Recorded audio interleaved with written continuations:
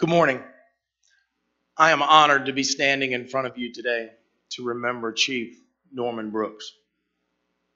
In the fire service, we all have a family at home, but we also have our brothers and sisters at the station.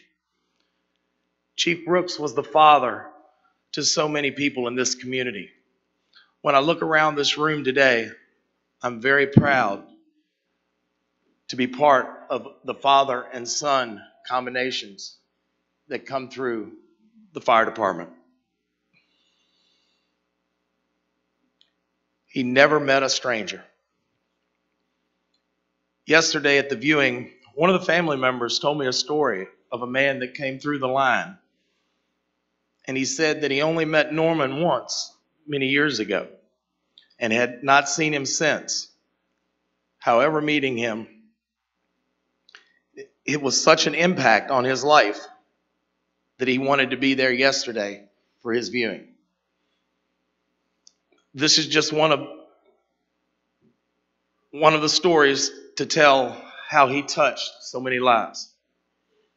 And I will say again, he never met a stranger.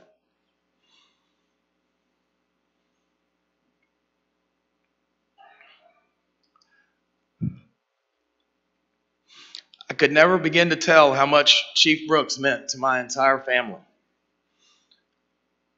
My son works for Fredericksburg Fire Department. The first night he ran battalion, Norman took the time out of his busy day to come visit him and tell him how proud he was of him. And before he left, he told him to take care of his people and never forget where he come from. Norman always took care of his people and the community that he served. I cannot leave here today without putting a smile on your face, because we know he would want that. It was a very cold and snowy night. We had a lot of units out in the county.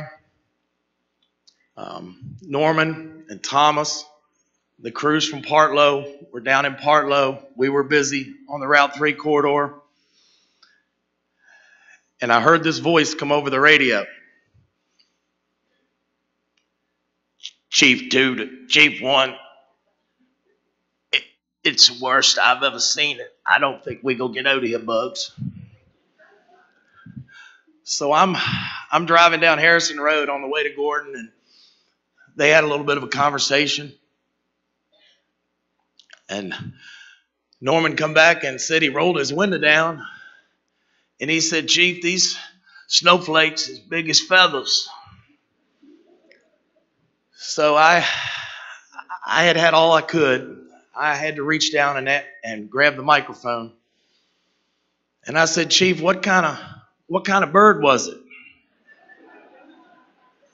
And of course, without hesitation, a lot of people in this room know the answer. It was a Malamo bird.